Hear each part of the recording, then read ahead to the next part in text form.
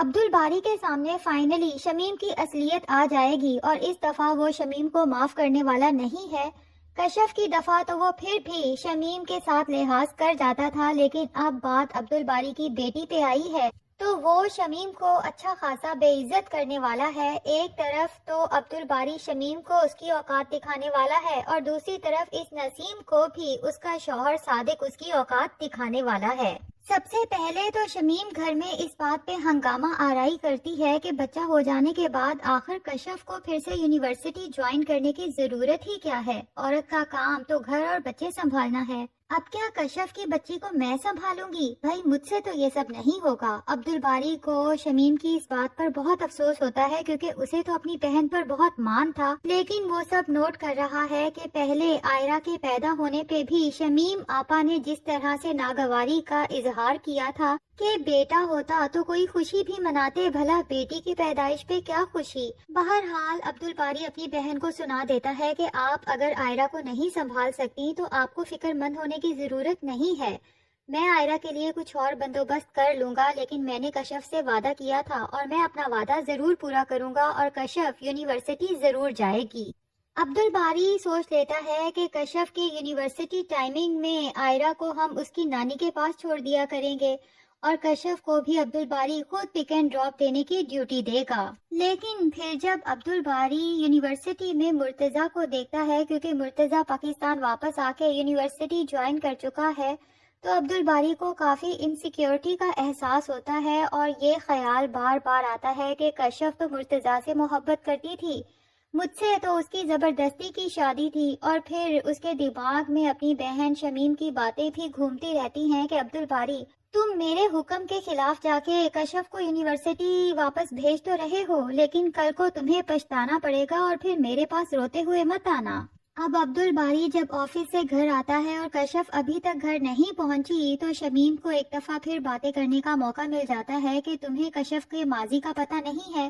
وہ پہلے بھی تو کیا کیا گل نہیں کھلاتی رہی اور تم نے اسے ایک دفعہ پھر آزاد چھوڑ دیا ہے کہ جاؤ بھائی جو مرضی کرتی پھرو۔ حالانکہ کشف جو آئرہ کو پک کرنے اپنے میکے گئی تھی تو وہاں اپنی بہن کے ساتھ باتیں کرنے بیٹھ جاتی ہے۔ سائرہ کو بتاتی ہے کہ عبد الباری نے تو اپنا وعدہ پورا کیا ہے، لیکن مسئلہ یہ ہے کہ مرتضیٰ نے بھی یونیورسٹی پھر سے جوائن کر لی ہے۔ سائرہ تو یہ سن کے کافی پریشان ہو جاتی ہے اور کشف کو کھنگالنے کی کوشش کرتی ہے کہ کیا ابھی بھی اس کے دل میں مرتضیٰ کے لیے محبت ہے، اس لیے پوچھ لیتی ہے کہ یوں اچانک مرتضیٰ کو اپنے سامنے دیکھ کے تمہارے دل میں کیا فیلنگز تھی، جس پہ کشف کہتی ہے کہ سائرہ سچ بتاؤں مرتضیٰ کو دیکھ کے میری کوئی فیلنگ نہیں تھی، نہ ہی غصہ نہ ہی خوشی، ہاں البتہ مجھے اگر فکر تھی تو صرف عبد الباری کی کہ عبد الباری میرے بارے میں کیا سوچے گا۔ اب کشف جب آئرہ کو لے کے ذرا دیر سے گھر پہنچتی ہے تو عبد الباری شمیم کی لگائی ہوئی آگ کے زیر اثر کشف سے کچھ ناراض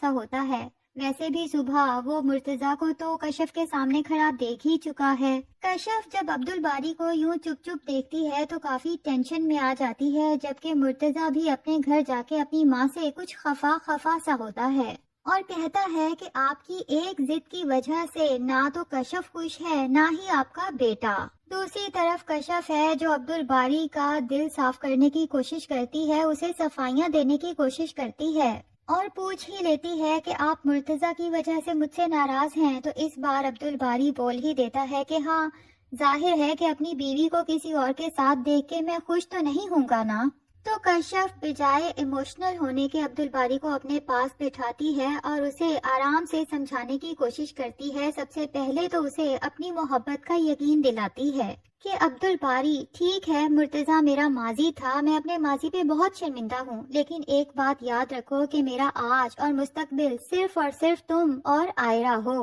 اور میں اپنے ماں باپ کی چوائس پہ بہت خوش ہوں، بلکہ ان کی احسان مند ہوں، کیونکہ تم سے اچھا لائف پارٹنر تو مجھے کبھی مل ہی نہیں سکتا تھا۔ عبد الباری کشف کی یہ بات سن کے اس کی آنکھوں میں جھانکتا ہے تو اسے سوائے سچ کے کچھ بھی نظر نہیں آتا، تو یوں اس کی تمام غلط فہمیاں دور ہو جاتی ہیں۔ اب اتفاق سے کشف کسی کام کے سلسلے میں باہر جاتی ہے جبکہ آئرہ گھر پہ ہوتی ہے۔ شمیم دیکھتی ہے کہ آئرہ کو بخار ہے تو اپنی نیم حکیمی جھاڑتے ہوئے خود سے ہی کوئی غلط سلط دوا اسے پلا دیتی ہے، جس کے بعد آئرہ کی طبیعت اتنی بگڑ جاتی ہے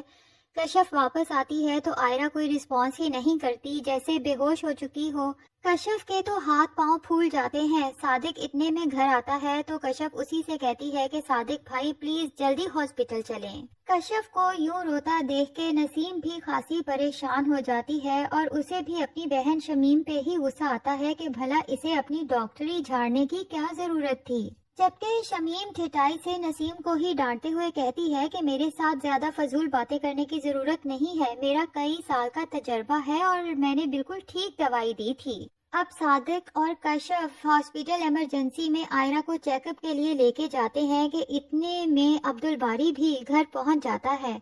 اور نسیم جلدی جلدی اسے ساری صورتحال سے آگاہ کرتی ہے تو عبدالباری کا پریشانی میں یہ حال ہوتا ہے کہ ہاتھ میں پکڑا لیپ ٹاپ کا بیگ یکدم چھوٹ جاتا ہے اور وہ بھی فوراً ہاسپٹل کی طرف دوڑ لگاتا ہے۔ دل میں یہی ٹینشن ہوتی ہے کہ میری بچی کو کچھ ہو نہ جائے، اور ساتھ ہی اسے شمیم پہ بھی بہت غصہ آتا ہے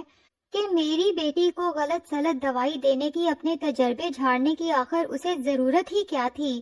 خود پہ یا کشف پہ بات ہوتی تو شاید وہ شمیم کی ہر غلطی کو معاف کر جاتا، لیکن اب بات آئرہ کی ہے جو کہ عبدالباری کے جگر کا ٹکڑا ہے، تو اس بار عبدالباری اس شمیم کا نہ تو کوئی لحاظ کرنے والا ہے، نہ ہی اس کی یہ غلطی معاف کرنے والا ہے۔ ہاسپٹل پہنچنے پہ عبدالباری کو پتہ چلتا ہے کہ ڈاکٹرز نے بتایا ہے غلط دوائی ریئیکٹ کر گئی ہے اور اگلے 24 گھنٹے آئرہ کے لیے بہت زیادہ کریٹیکل ہیں، اور ساتھ ہی یہ کہ شکر ہے آپ بر وقت ہاسپٹل لے آئے، اگر تھوڑی سی دیر اور ہو جاتی تو شاید بچی موت کے منہ میں چلی جاتی۔ اب جا کے عبدالباری کو یہ احساس بھی ہوگا کہ کشف ٹھیک کہتی تھی کہ جب شمیم باجی کے پاس کوئی ویلڈ ڈگری نہیں ہے تو بھلا یہ لوگوں کی زندگی کے ساتھ کیوں کھیلتی پھر رہی ہیں۔ پتہ نہیں اس سے پہلے شمیم باجی کی غلط میڈیکیشن کی وجہ سے کتنے لوگوں کی جان گئی ہوگی۔ تو اب چونکہ عبدالباری کی جاب بہت اچھی لگ چکی ہے، سیلری بھی بہت اچھی ہے، تو وہ شمیم کو نہ صرف اچھا خاصا سنا دے گا کہ آپ کی وجہ سے میری بیٹی موت کے منہ سے واپس آئی ہے، اس لیے وہ اپنی بیٹی اور بیوی کو لے کے اپنا گھر الگ کرنے کا فیصلہ کر لے گا۔ دوسری طرف صادق بھی اپنی ماں کے کہنے پہ شہناز سے نکاح تو بہت پہلے ہی کر چکا تھا۔ اب جب وہ کافی دن اپنی ماں کے گھر گزارتا ہے تو نسیم کو بھی شک ہوتا ہے کہ وہاں پر تو شہناز بھی ہے اور صادق کا بھی کچھ زیادہ ہی اپنی ماں کے گھر میں دل لگتا ہے۔ تو ایک دن اچانک چھاپا مارنے پہنچ جائے گی اور سامنے کا منظر دیکھ کے حیران پریشان رہ جائے گی، بلکہ کہنا چاہیے کہ زمین ہی نسیم کے پاؤں تلے سے سرک جائے گی، کیونکہ شہناز امید سے ہوگی اور صادق بہت پیار سے لاڈ سے اسے ڈاکٹر کے پاس لے جانے کے لیے کنونس کر رہا ہوگا۔ اب نسیم تو اپنی طرف سے بڑی توپ چیز بن کے ان سے پوچھے گی کہ یہ سب کیا ہے۔ اس کا تو خیال ہے کہ صادق ڈر جائے گا، جبکہ صادق ڈٹ کے کہے گا کہ میری بیوی ہے اور امید سے ہے، اب راستے سے ہٹو، میں نے اسے ڈاکٹر کے پاس لے کے جانا ہے۔ تو نسیم شہناز پہ ہی چڑھائی کرنے کی کوشش کرے گی کہ تمہیں شرم نہیں آتی، عورت ہوتے ہوئے ایک عورت کا گھر خراب کرتے ہوئے۔ تو صادق نسیم کو آئینہ دکھاتے ہوئے کہے گا کہ کس گھر کی بات کر رہی ہو جو گھر تم نے کبھی بسایا ہی نہیں۔ شہناز نے آگے اس گھر کو بسایا ہے، نہ صرف گھر کو بسایا ہے بلکہ اپنے شوہر اور اپنی ساس کی خدمت بھی کی ہے۔ اور جہاں تک بات رہی تمہارے اور میرے رشتے کی، اگر تم یہ نکاح رکھنا چاہتی ہو تو تمہاری مرضی، اور اگر تمہیں نہیں پسند تو میں تمہیں طلاق دینے کو تیار ہوں۔ تم تو ویسے بھی اپنے باپ کے گھر پہ رہنا چاہتی تھی، تو ٹھیک ہے تم وہیں رہو، اور پلیز دوبارہ اس گھر میں آنے کی ضرورت نہیں ہے۔ تو نسیم جو ان غلط فہمیوں میں تھی کہ سمن کی وجہ سے صادق اسے کبھی چھوڑ نہیں سکتا، اس کی تمام غلط فہمیاں دور ہو جائیں گی۔ اب نسیم اور شمیم دونوں بہنیں ساری زندگی اپنی قسمت کو بیٹھ کے روئیں گی جو دوسروں کی بیٹیوں پر باتیں کرتی آئی ہیں، اور دوسری طرف سائرہ کے لیے بھی ایک بہت ہی اچھا رشتہ آئے گا۔ اس کے پیرنٹس سائرہ سے اجازت مانگیں گے تو سائرہ اپنے پیرنٹس سے کہے گی کہ پہلے میں اس لڑکے کے ساتھ کچھ عرصے باتیں کر کے اس کی نیچر جاننا چاہتی ہوں، اور لڑکا سچ میں بہت اچھا ہوگا، سائرہ کو سمجھنے والا اور عورت کو عزت دینے والا۔ تو سائرہ ہنسی خوشی اس کے ساتھ شادی کر کے اپنی نئی زندگی کا آغاز کر لے گی۔ تو ناظرین کیا لگتا ہے، شمیم اور نسیم کا یہی اینڈ ہونا چاہیے تھا کہ دونوں بہنیں ساری زندگی کے لیے اکیلی رہ جائیں گی، یا پھر کچھ اس سے بھی برا؟ کمنٹ سیکشن میں ضرور بتائیے گا، اور اگر ہمارے چینل پہ نئے ہیں تو پلیز چینل کو بھی سبسکرائب کر لیں۔